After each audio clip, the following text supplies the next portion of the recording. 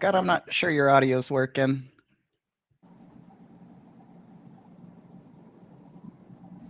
Thank you, Cole. Yay, there it is. This is Scott Spencer. I am the board chair of the Oklahoma Faith Network, and I want to welcome you to tonight's discussion, which is on being LGBTQ plus in the church here in Oklahoma. And I just wanted to say something about the Oklahoma Faith Network before we dive into tonight's topic. Our purpose is to connect, motivate, and empower people and communities of faith on issues of faith, care, and justice. And this is certainly an issue of faith, care, and justice. We have 7 areas of focus as an organization, and one of those areas is anti-racism and anti-discrimination. Let me just read quickly what we believe about that. We believe in the equality and equity of all God's children without exception, and that no person should experience discrimination regardless of their sex, religion, race, immigration status, sexual orientation, political affiliation, age, gender, identity, gender expression, ability, or socioeconomic status. And we will advocate for the rights of every person to live as they are, to the point that it does not affect another's rights to live as they are. We affirm that all people are beloved by God, that we should be treated as such, in cohesion with the commandment to love our neighbors as ourselves. So I just wanted to give that little background and to welcome Casey and Cole to tonight's discussion. Let me just introduce myself and say a little bit more about myself, and you can introduce yourselves. I did grow up here in Oklahoma. I grew up in Enid, Oklahoma.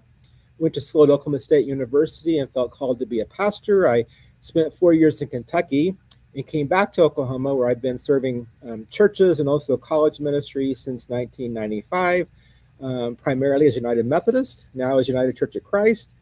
And I've also been involved in several interfaith and cross-denominational endeavors over these years. Casey, do you want to just introduce yourself really quickly? Yeah, so my name is Casey Curry. I was born in Minnesota, grew up in Illinois, moved here when I was a sophomore in high school. And I work in campus ministry now, one campus ministry that Scott Spencer gets to volunteer with sometimes, and we're excited about that. It's really awesome. And yeah, I live in Oklahoma City here, work at OCU, Oklahoma City University. School's about to start next week, so we're hitting the ground running. And yeah, happy to be here. Thank you, Casey. And Cole, tell us a little bit about yourself. Awesome. My name's Cole Newman. I am born in California, primarily raised in Arizona, and have been in Oklahoma for just over 3 years now. My wife and I moved out here, just start a new adventure, find a new community, and have been really fortunate to find some really great people, an awesome UCC church and community, and I work in telecommunications, and just really grateful to be here. So tonight's topic is about being LGBTQ plus. We use a lot of different ways of talking about that. We talk about LGBTQ plus, LGBTQIA plus.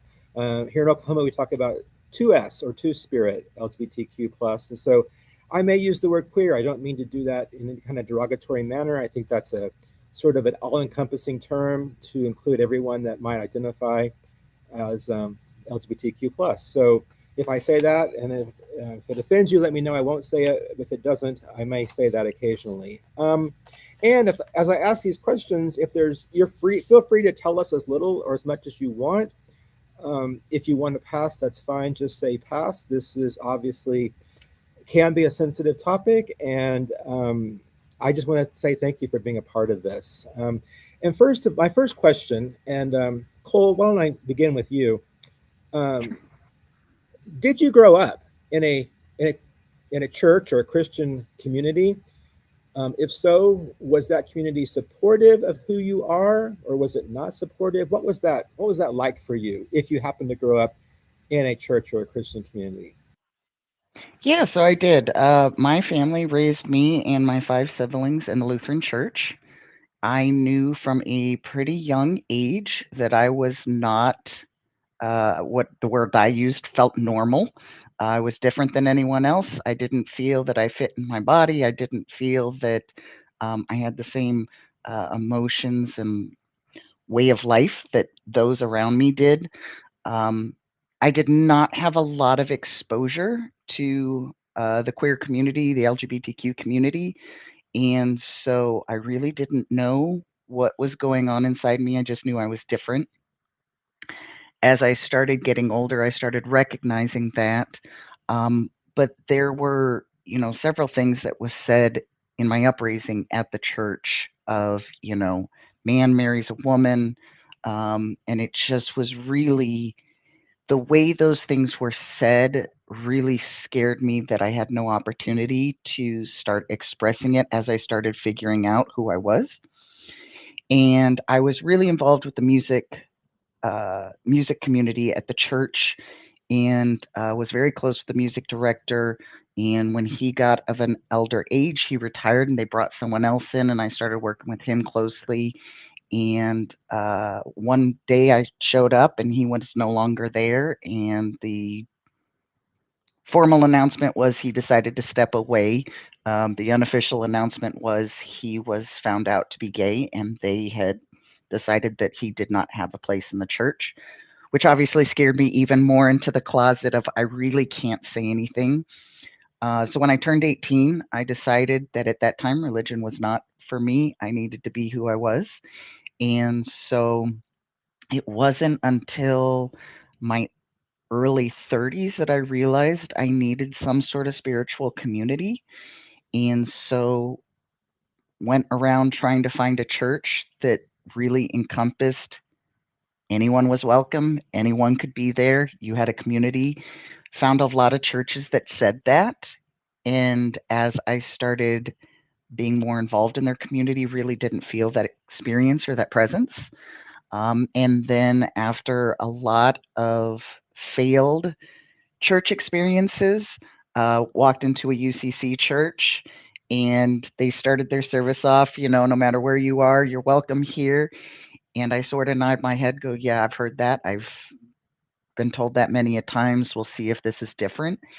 And the entire experience from, what the service was about, after the service, the way people greeted us, we just kept coming back because there was just something so authentic about the experience.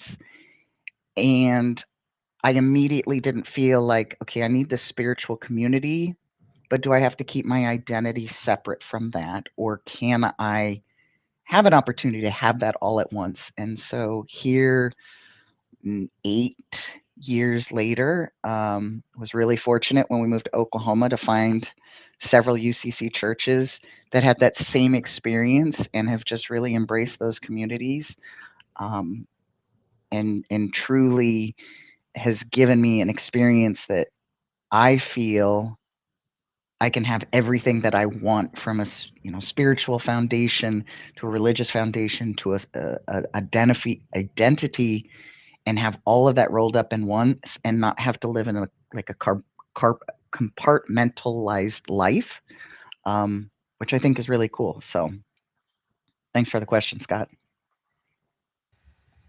Thank you. I've got a lot of follow-up questions, but we'll go ahead and let Casey talk. So the question is, did you grow up in a church? Can you repeat the question? Yeah, did you grow up in a Christian community or church, and was it supportive of you and your identity, or do you feel like it really wasn't supportive of you, but you did grow up within that church? Got it. Thank you. So quick answer, no. I grew up agnostic, did not have any relation with the church at all. Pretty easy to do that when you're not living in the Bible Belt. Not many churches, that as many as there are in Oklahoma and Illinois.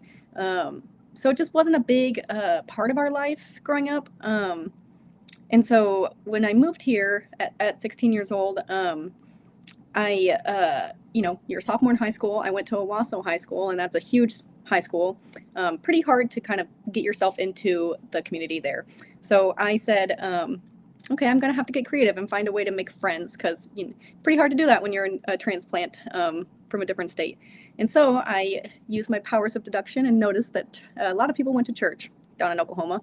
And I wasn't very opposed to church. I just wasn't given the opportunity to go, and just didn't have a spiritual need to go. but I had a need to get friends. And so I started exploring some churches when I was 16 on my own. And at this time, I didn't know who I was as a queer person. I had feelings. I actually have a photo album on my phone that says "Young Lesbian Casey," and it's obvious on the clothes I wore, and just my hairstyle and all that. And so I had an inkling, but I never explored it because it wasn't talked about growing up. And so I explored some churches, walked into some, went to Sunday school, left, and no one spoke to me. And so I kind of took that as a sign to say, okay, maybe church isn't for me. And so I eventually was invited to a United Methodist church in Owasso. My cat really wants to be in this. Sorry. And I was invited to the Owasso United Methodist Church to their Christmas party. And I didn't go because I was a super introvert and very scared. And again, church freaked me out. But I eventually went to tour the church there and got to know what a youth group was, what a church service looked like. Like I knew nothing. And so I went in and still didn't know who I was, but could kind of feel it out on myself. And I went into the church and they just welcomed me in with open arms and never asked me if I knew Jesus or God. They just said, come in and be who you are. And I was like, great. So that kind of gave me the first entry into knowing that church could be open. It wasn't until college that I found out who I was as a gay woman. And that was probably 2017. And so that was when, closer to the time when my denomination started to get closer and closer towards big discussions about our belief in with the gay community or queer community and the United Methodist Church. And so that was when things got more interesting. But yeah, growing up, I didn't have that. And I didn't know who I was until I was in college. So I didn't really have that recognition of a community in church until later in life. But yeah.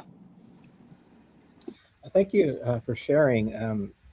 These are obviously some personal stories we're sharing. I'm curious, Casey, if even though you didn't grow up in a church until you were about 16 and started exploring that, did you ever, and it was welcoming, but did you ever pick up on any negativity towards queer people? Or, Cole talked about kind of picking up on things, hearing about men and women are the ones that get married, or somebody was let go from a staff and then the rumors were that person was gay. Did you ever pick up on anything like that, even in a place where you also felt welcomed? Or I think I picked up on things that I was such an outsider in the church that I was just like, I was aware of many things and how things worked. And I was like, is this normal? Is this routine? And how people, connected with each other.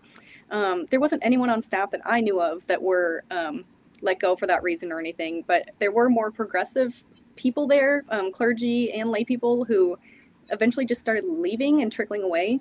And I didn't understand at the time because I was young in my faith, but very fiery and started to absorb a lot of things. But I didn't know why or what was going on. And you could kind of put the puzzle pieces together and notice that it became more and more conservative of a church as the years went on. And that's kind of why they started to slip away.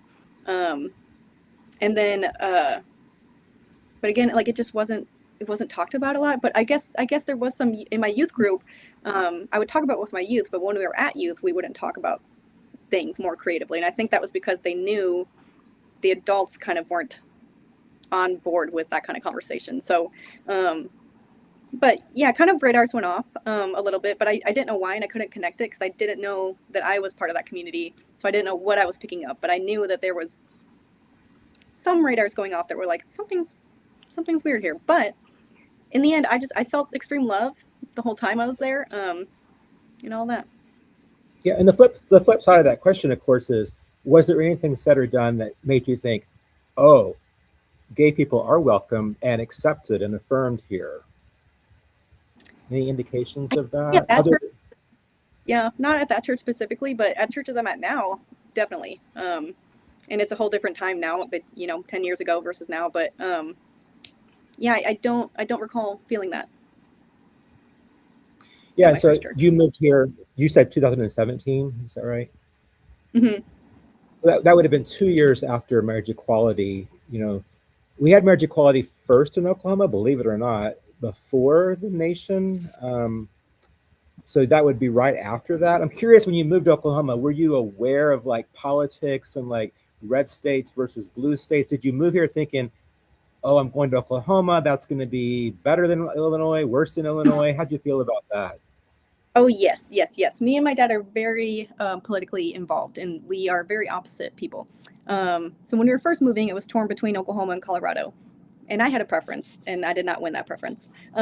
And so I knew where I was going. And my birthday, my 18th birthday, I immediately signed up to vote. So I was very engaged and very aware.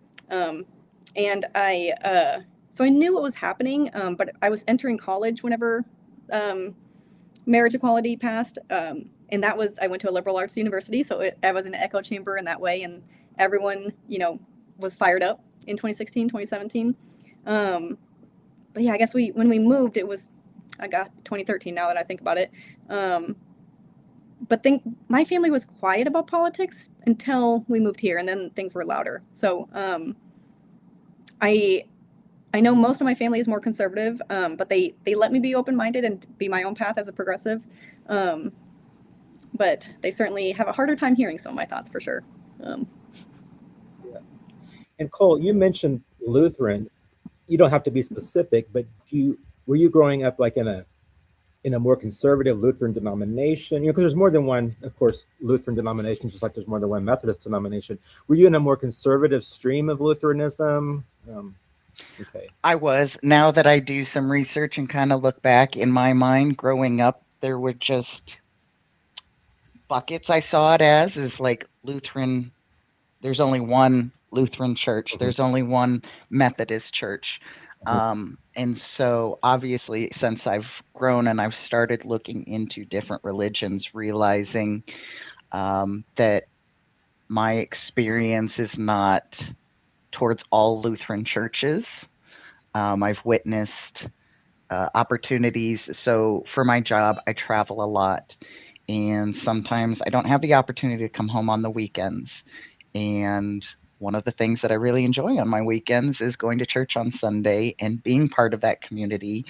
And so my sort of social challenges and trying to expand myself is okay, do I want to go try a new church? It could be great, it could be awful.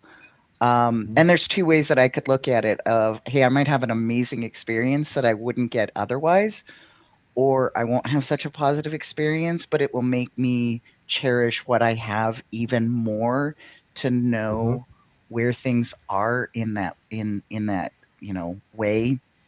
You had mentioned, Scott, of were there things that made you feel that the church was more welcoming or not.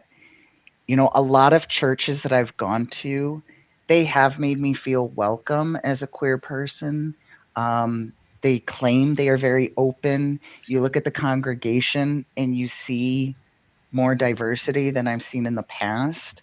But I think what really stood out to me from the UCC church is the pastors and those hired by those churches actually had diversity. You had people, like, I feel that there's more people of color, there's more people with disabilities, there's more people of the LGBTQ community actually in pastoral roles than some of these other churches that, yes, they've made me feel welcome and I feel part of it, but it only felt like from a congregational standpoint.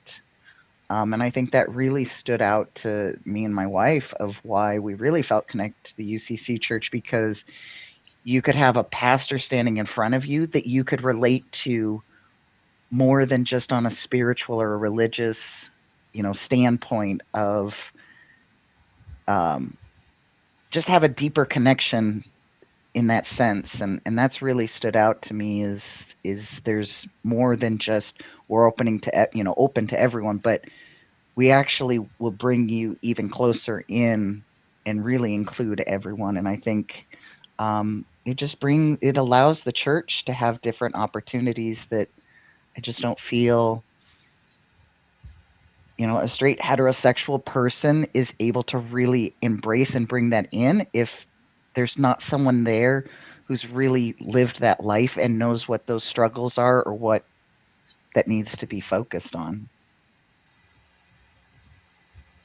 Yeah, I want to say two things sort of in response to that.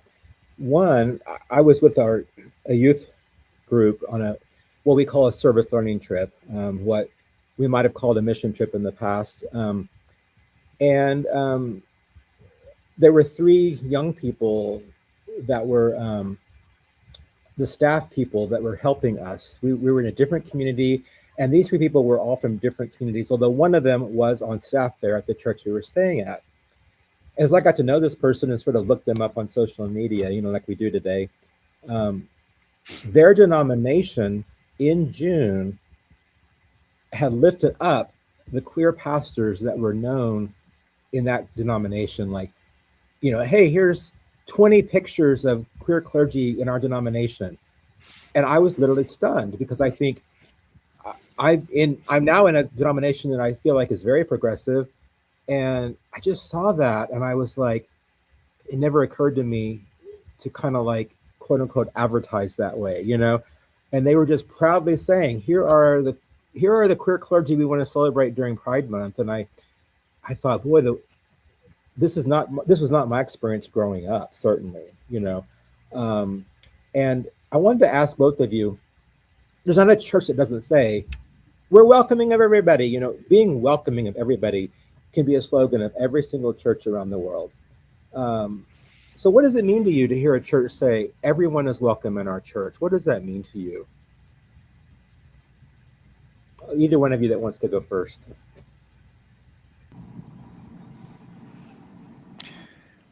I think for me, I think it's one thing to say it, but I've always kind of been words are cheap, actions are richer. And so you can tell me everyone's welcome, but it's what I actually see in the church community, in the actions that they're taking.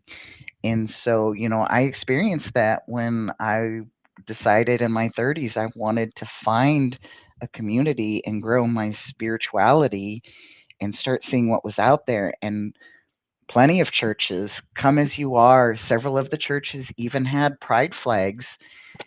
But when you walked in, it just felt to me like there was we've checked the box of, we're open and accepting, but I don't feel there was much more done. I don't think any church intentionally tried to make it feel that way, but deep down they weren't. They just didn't know how to embrace and bring that community in. So to me, everyone's welcoming.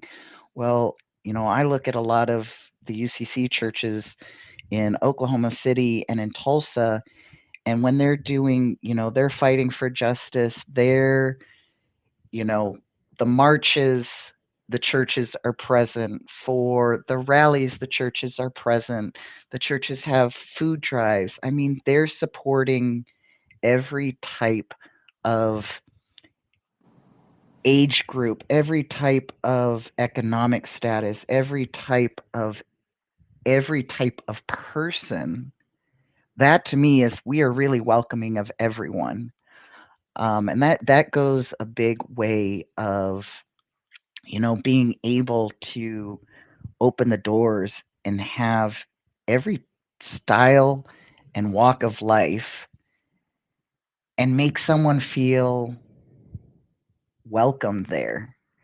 When someone new, when we see someone new come and sit at the church on Sunday and the service has ended, and I always, I'm not very social, but I really try to be. It's not my go-to personality, but I love to go talk to the people and just ask them like, how was it? Is there something we could do to make you feel more welcoming? And they're like, no, this was it. Um, I don't have a lot of money, but you're not begging me to tithe. I I'm not super religious, but you didn't make me feel bad because I don't know the Bible from page one all the way to the back page. I don't have Bible verses memorized. I just wanted a community to feel good and feel love and feel connected. that you can be able to connect to people on a very low spiritual to a very highly religious and allow that spectrum of wherever you fall, a place that you feel that you belong. Um, in my childhood, the impression I got from the church I was raised in is there's something wrong if you question your faith. Like your faith has to be strong. If you question, is God really a good God, or why does God let bad things happen, or if you struggled with your faith, like people didn't say that aloud because it was really frowned upon. I feel really comfortable in the church to say to anyone, my pastor, the congregation, I'm really struggling with my faith in this perspective, and not worry that I'm going to walk away and them shake their head or think less of me or feel that I've like I'm no longer fulfilling my purpose at the church. And I think that really goes a long way for me. Yeah, thank you for all of that. Casey, do you want to reflect on that for a moment? Yeah, I agree with a lot of it. I mean, I was trying to write down some notes, but you said something about I don't know the Bible, but you don't make me feel bad about it, and that really resonated with me because, especially with my journey entering into Christianity, my first church in the United Methodist Church did not make me feel bad about not knowing anything. Like I don't recall any time that they made me feel ashamed about not knowing the Bible, or that I should be embarrassed or whatnot, and that made me feel just like the anxiety of a new place, a new thing, new people, a new concept just went away from me, and that made me feel welcomed first. And Also just being treated like normal. Sometimes I don't know about you guys, but sometimes I can feel a spotlight being a queer person, just in general, but also in the church. Even if it's not there, even if no one is thinking, people kind of know, and then it kind of crosses their mind, and so I feel that. So to feel normal just is really really makes me feel welcome. And when I see rainbow flags or memorabilia, even if there's just like a one-off thing every so often, or a sticker on a door, or a flag just in the parking lot, just to see that, I can say, okay, they can put that out there, and they can feel, brave to do that, and that makes me feel good and welcome too. Um, and then being asked to serve in roles, I love helping out with the youth at my church too. I also wrote down the service learning trip. That I'm going to use that as instead of mission trip. Um, but I volunteer with the youth group. This past Sunday, I led the pastoral prayer and read scripture and led the Apostles' Creed. So I'm being asked to help, um, and that just affirms me too. Because as a queer person, a lesbian, I can go do that and celebrate that and be happy. And um, gosh, where would we have been 20 years ago with that? Not even. So just that sort of thing just makes me feel welcome and happy and included. But I guess the biggest thing for me is just to be normal. You know, it's really nice to feel that. Yeah. Cole, you mentioned like just because there is a flag, a pride flag, doesn't mean it's perfect, right? Um, I know that for me, it's been over a decade now where I first heard somebody say, like, putting a pride flag outside the church is a way of letting LGBTQ plus people know what kind of church this is. And so you can say you're welcoming or whatever, but that flag really indicates something. But like you said, though, it doesn't mean you know everything about that church. But I have people in my church who don't want to wave the flag. I mean, they are gay themselves, and they'll say like, "I don't really want us putting the flag outside." And then I've got people who will also say, in the political climate we live in, are we putting ourselves out there for danger by having the flag out?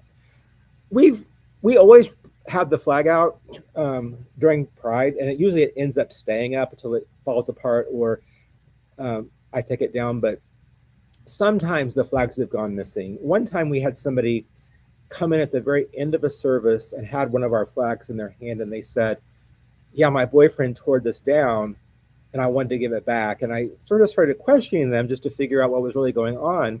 Like, "Oh, was your boyfriend angry?" That was what I said. "Oh no, my boyfriend's bisexual, but they tore it down and I want to give it back." And I was like, Okay. Um, we also had some flags flying where someone stopped and wanted to know, like, are you a Christian church? And I said, yes. And well, how can you fly this flag? I said, what do you mean?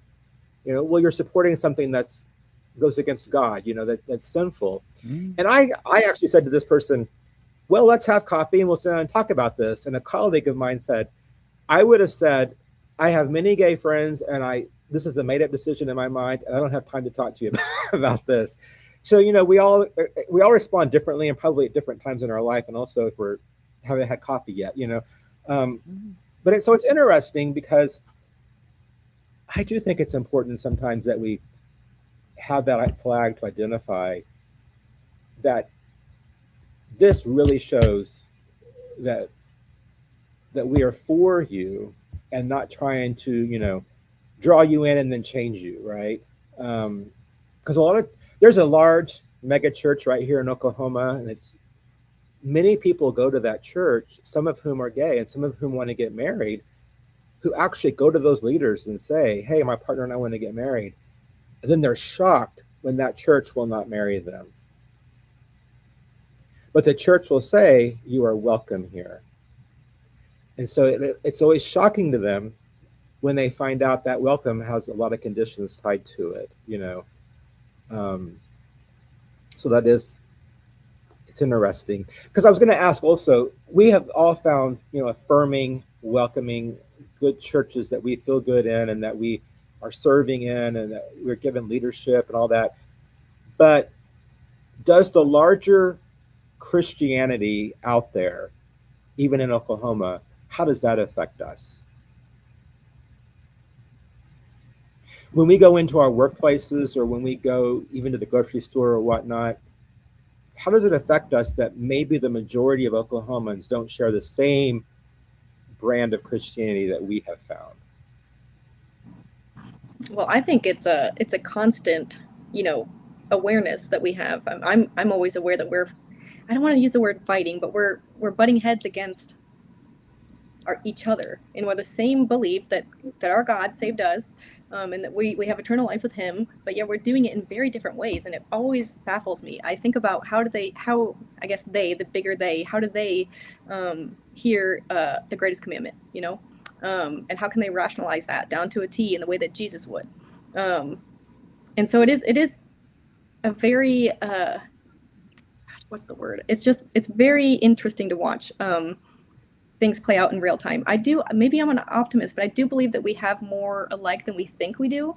But it's just because of the times that we're trying not to see it, or our walls are so up that we just can't even look past them to see all that we have in common versus all that we don't. Um, and so it is just a really interesting concept. And I always think about the work that we can be done if we just look past all of this and say, hey, what about being Christians with each other, instead of trying to be against each other? But no, I think about that a lot. Scott, you brought up a point that flying the flag, can it create a safe space? Can it potentially create an unsafe opportunity? Um, my wife and I always have this debate because she'll go out wearing colorful T-shirts and prints of everything, and I'm like, do we really have to wear that outfit going out? Like, she's like, well, I'm super gay, and I'm like, yeah, but I'm not that gay, like, because Isn't it there has the isn't there a opportunity. isn't there a I meme think about so. that? Like, I not think that gay. so. We're super gay. I'm not that gay, but she enjoys it because it creates conversations. And when people ask, like, but you live in Oklahoma, and you're in a very red state, and my wife loves to volunteer. Well, the first opportunity she had to volunteer was at the food pantry at a UCC church here locally. And so that's really that's her love in life, is volunteering. So when she's talking to people about volunteering, she's able to bring in the church in the conversation, and she's had those conversations, but you're not straight. Well, no. Well, so like, how do you make that work? Whereas sometimes I just, to your point, Scott, sometimes I'm the one who's like, I've got gay friends. I don't want to have coffee. Like, it is what it is. I don't want to have this conversation. But I try to change that mind frame because if I'm not able to have that conversation, how can I help educate or help people know that break down their false facts or just their lack of knowledge because maybe their church says we're open and anyone's welcome, but they've not had the opportunity to have someone actually go in and challenge those statements or really bring it in of, well, yeah, we're open and affirming. Okay, so where's your, diversity in your congregation? Well, I don't know. I'm sure some people are gay, and it's like, okay, there's not been a community built for them to feel safe enough to be able to come out. Whereas, in some of the churches I've gone to here, um, it's really interesting. People I've met are open in church, but they're closeted outside of church because they don't feel safe at their workplace. They don't feel safe Right. with their family or their roommate. And so the only opportunity they feel to be safe in themselves and authentic is in a church. And I think that's so cool because for the first almost 30 years of my life, I thought and understood it had to be the opposite. You could hopefully be your authentic self, except when you open the doors to the church and you walk in, and then you've got to separate yourself. Um, and so I think that's really cool that, especially in the current political climate, in the struggles that we face here locally, statewide, nationally, um, I really commend churches that still are loud and proud and stick up for it because there is some risk to that. Um, Risk of folks leaving the church, risk of potential violence and harm to the church, to the congregation. I mean, we live in a really scary time. And I really am proud to be around folks that remind me not to shell myself up and kind of recluse myself and take down the pride flags because I don't want to create a ripple. But they're reminding me this is the time we actually need to be louder and more gay and more out there and sharing because this is how we're going to make change and educate people who just, I mean, almost every political stance that more conservatives stand on, when you ask them, well, help me understand how you got here. They can't see the other side. I've personally experienced they can't see the other side because they've never experienced it or they don't know someone or they just haven't been explained. You can be on this side and life can still be pretty good. Like you can be on the other side of it and still be a good person and all of that. And but it's having those difficult conversations that uh I'm just really grateful to be around people who remind me and challenge me like, nope, now is not the time to sit down and shut up. We need to step up. We need to be out there. We need to be loud and express that. And I think churches in the Oklahoma community are a big part of that. I did want to ask you, do you think it would have been any different for the church you grew up in if somebody who had connections to that church had come out gay? In other words, a person that was hired from the outside to come in and be a music director, it's one thing to let that person go. What if it had been the pastor's son, the pastor's granddaughter? What if it had been the matriarch's cousin that also was a part of that church? Would it have made a difference?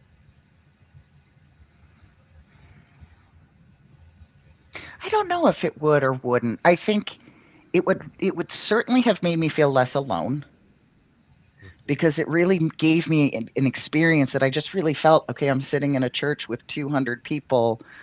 I just felt like everyone was dressed in white and I was dressed in black, or there was just, like the ugly duckling. Everyone looks a certain way. And even though I just felt I stood out so much, I think there might have been a little bit of relief, Scott. I don't know if it would have helped a But would lot it have more made because it? at the end, Oh, go ahead. Mhm. In a difference in what way? Would it have made a difference to the church if it was somebody they knew Mm, that had been out of the closet versus just the staff person that didn't have the history there and the connections and the family history and didn't grow up there, right? Would it have made a difference if it had been yeah. like, for example, the pastor's son just came out gay versus, oh, we just hired this guy last year and he's gay, we're going to fire him? Mm, yeah, that would have been interesting. I have to imagine looking back, I do feel that there were probably more queer in that community.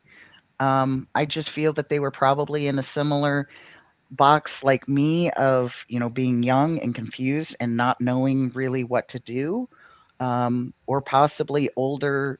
You know, um, my grandfather was gay. I actually did not find that out until he passed away.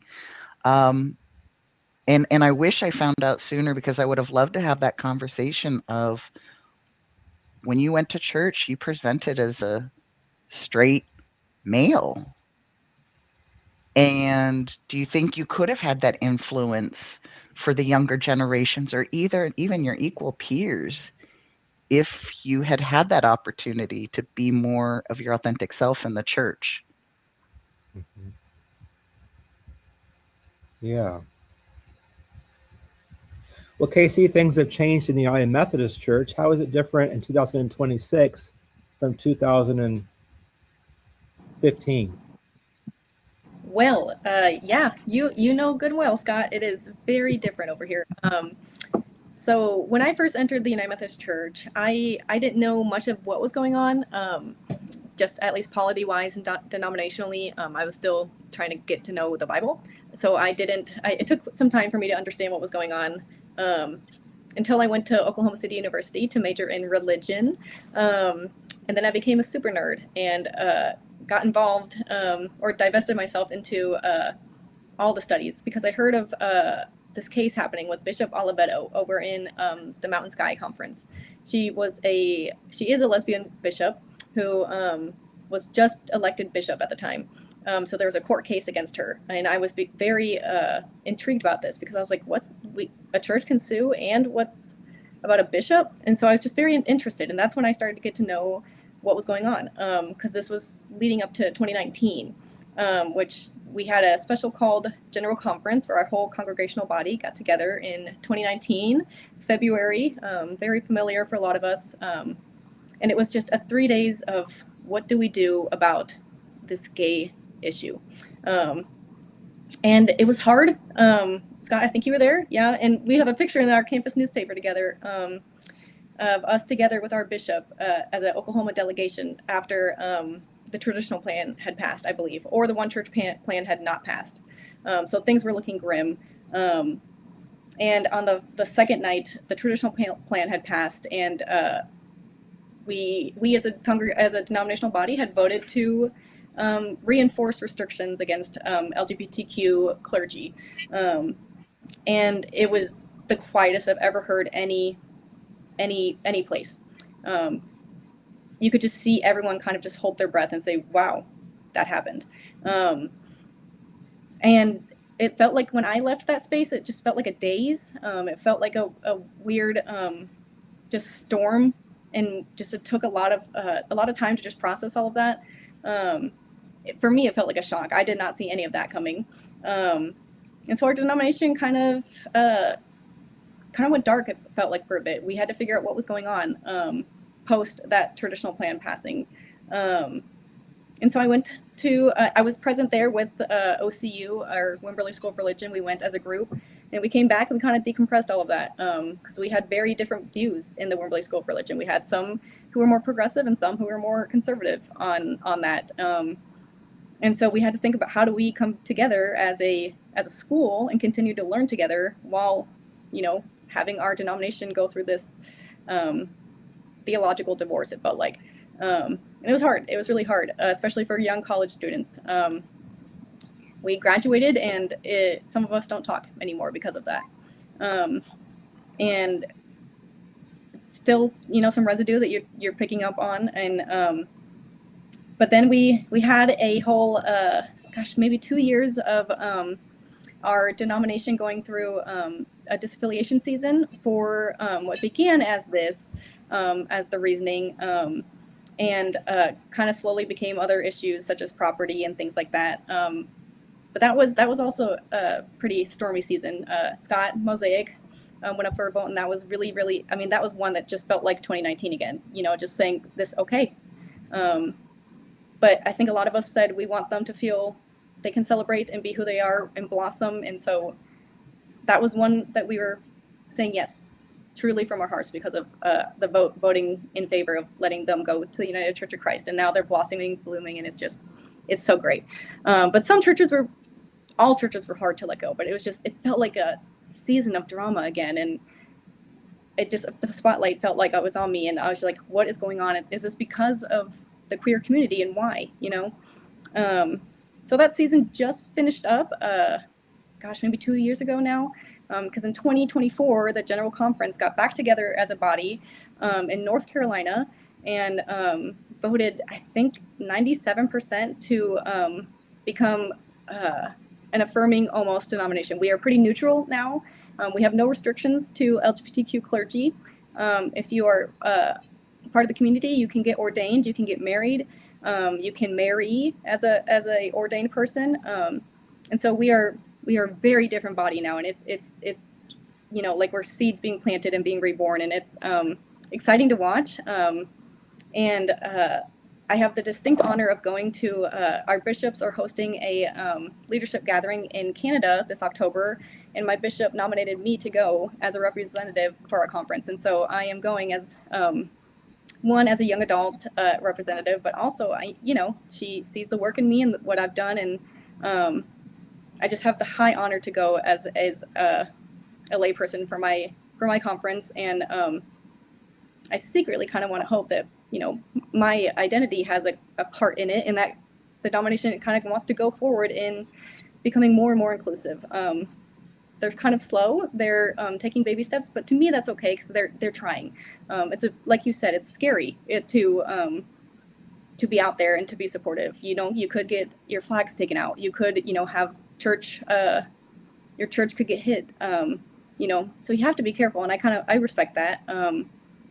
But it's exciting season for us in the United Methodist Church, and I feel so affirmed here and excited, and thankful that the seasons have come and gone, and that we can continue anew now, and that we can continue partnerships with people like Scott and the UCC, and I love witnessing what's going on for you all too. So I didn't want to take up more than an hour of our time. Is there anything else you want to add? I could sit here and talk another hour with you guys. This is just great. And I've got more things I want to ask, but I want to honor our time. Is there anything you want to kind of say in conclusion? First off, I would love to get coffee with both of you to keep this conversation going. So go down. Yeah, do it. Let's set that up. Why don't I kind of ask this question? Yeah, go ahead. Well, I was just going to say, I think these are great conversations to have, and I really would love to be able to have these opportunities to bring people together. What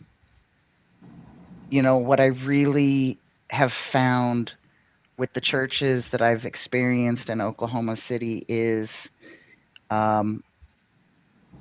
there's not like this animosity or bad impression that I've experienced or seen going to multiple churches. And that's what I really enjoy, that, I love to see the partnership of Mosaic and Church of the Open Arms and Cathedral of Hope, and have an opportunity for all the kids to have a great size service learning group. Then perhaps, 2 or 3 from each church and just not have that same experience. 2 Sundays later, the kids are still telling me, "Oh, and then, we went to Walmart and we went shopping and we did this," and just to see, like, that expression on their face that I don't think they would have had that same experience, but to see the churches partner up where, I've met more folks from Mosaic, Scott, when, you know, um, during Lent season, we do services together. Perhaps I need to work on Christmas Eve and I can't make my church service. I don't feel like I'm cheating or doing something bad to go to Mayflower on Christmas Day and probably see people that I've seen in the community and just have that opportunity that you can be really involved with your home church. You'd be really involved with all the churches around in the community, and there's no right or wrong way to do it. Um, and I think it just gives people an opportunity that I don't, as I've started this journey again in my late, early 30s, I've talked to a lot of people who have been in the church their entire life, and then ask from them, where are you going with this? What was your experience like? And the impression I get is like you just stay loyal to your church. And I'm like, well, I have to do this later on Sunday morning, so I'm going to go to the other church down the street to see their earlier service. And wait a minute, you're going to another church? Well, yeah, depending on what I'm doing, I might go to this church Sunday morning, I might go to this church Sunday night, might go to another church, and have that opportunity that you're building that community that it just shows that there's a unity in churches coming together, and it's not just several churches trying to build themselves together. It's all these churches together trying to build each other up. And there's no right or wrong way to look at it. If you want to rotate through or stay real loyal to one church, or kind of do seasons, one season with the church, next year I'll go here, and still feel that there's nothing wrong with that opportunity and that experience. Yeah, I think you're hinting at, and what organizations like the Oklahoma Faith Network have been in the past, maybe they are today, but they certainly could be in the future. And that is that, number one, what do we have in common, and what could we do together better than what we could do separately? I mean, that's growing up in the United Methodist Church. I heard that a lot as a leader and a pastor. I heard that a lot. Like, United Methodists talk about that they're connected and they can do a lot more together than they can separately. But a lot of denominations also say that. I mean, the United Church of Christ also says that we have we give offerings to the wider denomination to support ministries that we couldn't do individually. But what could the Oklahoma Faith Network do for churches in Oklahoma that are echoing what you're saying, right? How could we learn more about each other? What do we have in common? What can we do for each other? What can we do together? I want to end kind of with this one question, and you were sort of hinting at this as well. But what would we say if somebody were to call in right now? If this was a call-in show, and they said, "Hey, I'm in a church. I'm out in rural Oklahoma. We want to show queer people that we're accepting of them. What should we do? What can we do?" What would you say to them? What's one thing you might say to them if they said, "What could we do to be more welcoming, more affirming?"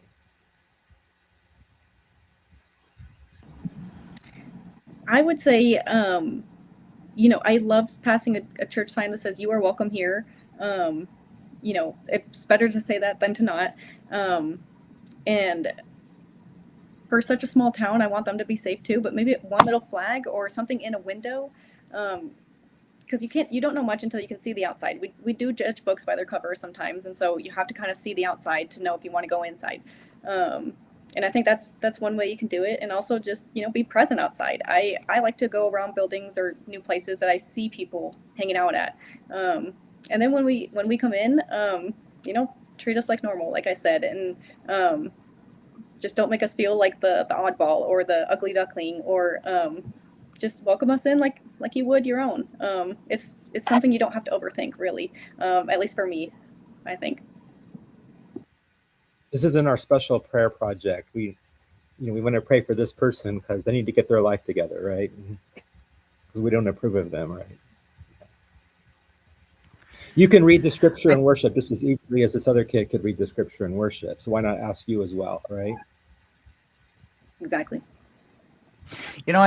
I think with technology now, we have a lot of ways to help churches become more educated on how it works that we couldn't. Um, as I know for our UCC church, we have several folks who watch our services streaming online from all over the states, whether they used to be in Oklahoma and they're not, or they just randomly somehow, I think we've got one, they just kind of randomly stumbled upon our church somehow and saw our Facebook and we were streaming, and now they join us on Sundays. And I think there's an opportunity that churches could partner that way and have those discussions of, how can we bring that?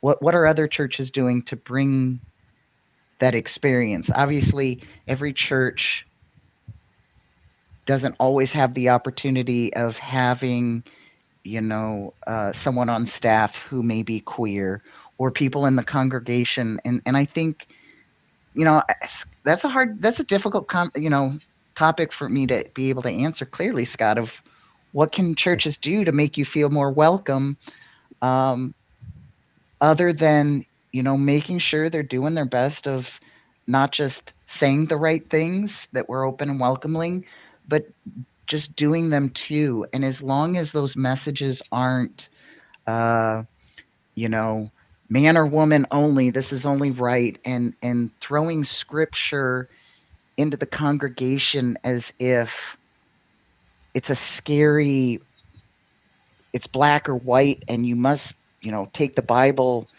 in its contextual base that some people do. That, um, it's interesting when I have conversations with folks because they're like, "Well, in the Bible it says this," and I'm no Bible scholar, but I've been those kind of comments have been said to me enough that I've done the research, and I'm like, well, I'd actually question you to show me where it says that, because I've talked to Bible scholars, religious professors at OCU, and they haven't even found it. So, enlighten me, not in a challenging way, but just like, let's have this discussion. Um, and there's been people that I've told there are some things in the Bible that we need to take literally then. You know, we need people should be stoned for certain actions if we're taking the Bible literally, of certain things that you're doing, that you've done in your life. And so just really helping people see, um, there's a whole lot more to spirituality and religion than just the Bible and people's understanding of the Bible. So just be open, allow people to make them feel free to speak, and not feel if you say the wrong thing, your entire perspective, your entire personality, and you as a person has just been like, you've ruined your image at the church, and now there's just no way to go back, so you feel you've got to go find another church to like start over. Don't make them feel afraid to be able just to express, you know what, I just don't understand this, or I don't believe this. And no one, grasps the pearl necklace going, I can't believe you just said that, but let's talk some more about that. Why does that make you feel that way? And, just have those discussions. And, to what Casey said, just, love one another and just do what's right, be good people. And I know that sometimes it seems very hard for some folks in the world to be that way. Um, but really just let people speak and be heard and not feel judged. And I think that would go a long way for anyone, but especially I feel churches that are going to be more open and affirming and accepting of all communities and all types of people, we're going to start seeing an increase. Churches, I think, are going to start seeing an improvement in attendance and growth, but it's going to be the younger generations because they're going to start recognizing I can be queer, I can have a disability, I can be this type of person and have a place where I don't feel judged.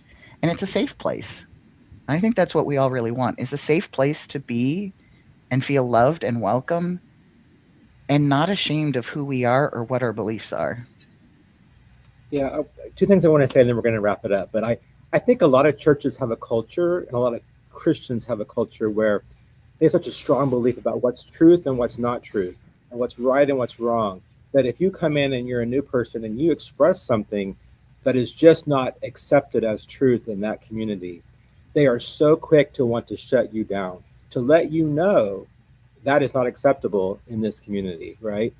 Instead of just saying, okay, that's not my experience, that's not what I've believed, but let me think about that. Let me ruminate on that. Let me ask you some more questions to figure out where you're coming from, right? They're just very quick to, and I've been shut down before. I was in college once and brought a Bible to a Bible study. I was a freshman at Oklahoma State.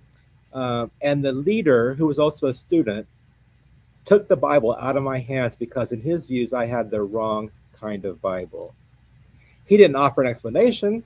He gave me a different Bible, but he didn't ask me, why is this Bible important to you?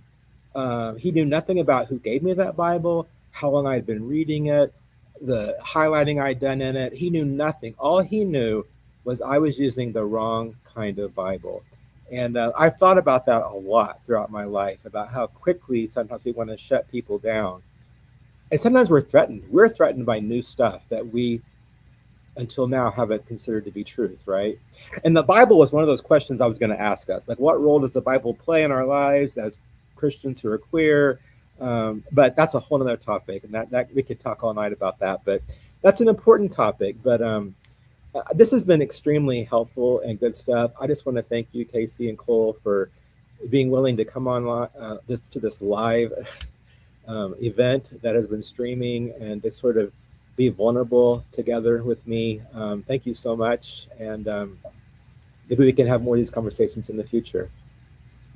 Would love to. Good to